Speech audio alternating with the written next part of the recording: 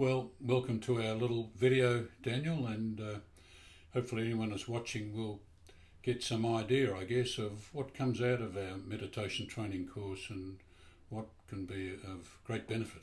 Yeah, well, it's good to see you, Bill. The course has just finished, and I often like to think back and think, what did we achieve by this course? Why do we put it on? And you and I both know that the people who are in this course, there are quite a few who've got health challenges, and the evidence is really pretty strong that meditation has now become a fundamental management tool for people with pain and stress and not sleeping. And the question I always think is, well, how can meditation help in this regard? And there's a lot of information now that directs us as to how meditation is effective. For example, we know that the conscious mind, our thinking and our actions, can only change the biology of the human body by about 5%.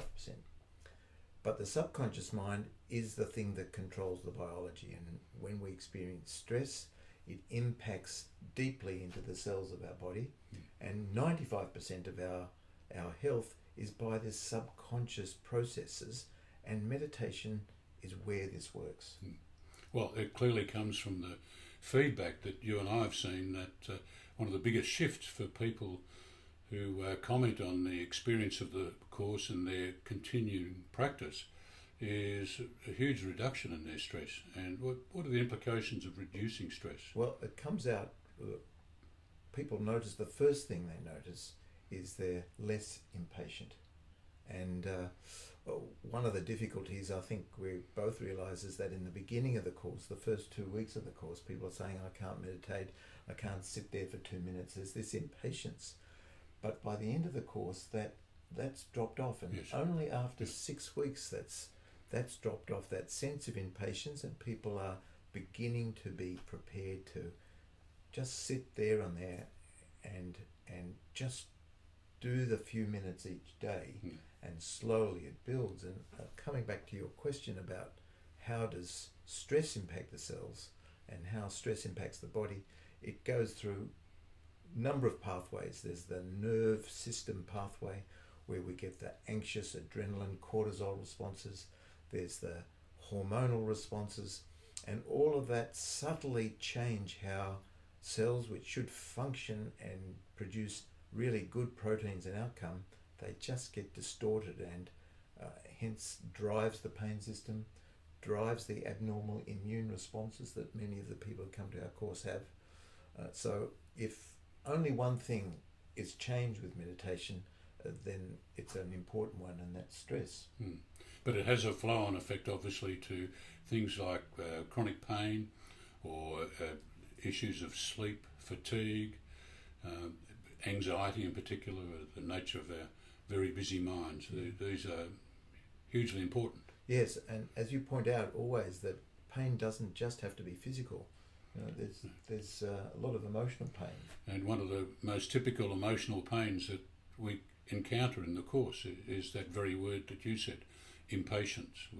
We're in such a hurry to get something fixed or rectified, and yet this is a process that not only requires patience but teaches patience. Yes, yeah. I was just thinking the other day about those traditional health systems, the traditional Chinese system, the traditional Indian system, the Ayurvedic system. They all had meditation as part of their practice of medicine.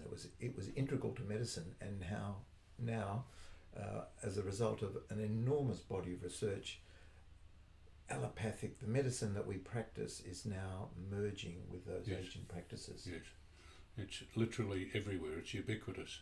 But there's one thing to know, the theory, and there's another to adopt the practice. Isn't it true?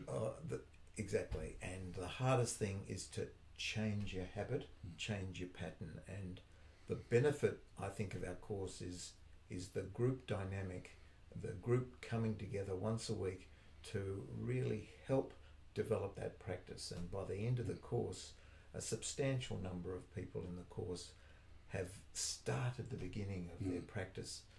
But the practice builds, and you and I know from our own practice, we can get knocked off the path pretty quickly. And so it was interesting just how many of the participants in this last course had done our course before. Yes. And coming back for a refresher, Yes. just to get back on the path has been very useful. Mm. So Bill, when you think back on the course, which is just completed, what's the take-home message that you think people should go away with? Well, I think one suggestion that could be made to anyone who's interested in the topic is just try it for yourself. Just here's an example. Take 5 minutes every day for the next week. Just a 5-minute period when you're feeling stressed or tense or something's preoccupying your mind, and just sit in quietness and stillness. Make observations with your senses. If you're in a natural environment, it will certainly help. Trees, flowers, looking at the weather, and just for 5 minutes, just breathe slowly and sort of reduce the amount of traffic in the mind, so to speak. And at the end of the 5 minutes, see if you can notice just how much the original preoccupying thoughts have sort of diminished. I think that's a really good take-home message, and I'd just like to add to that by saying that the reason meditation is difficult is because it builds subtly and slowly. It's not quick, it's not instant, you don't get massive feedback. But the first people who notice that there's a change in what you're doing is the people around you.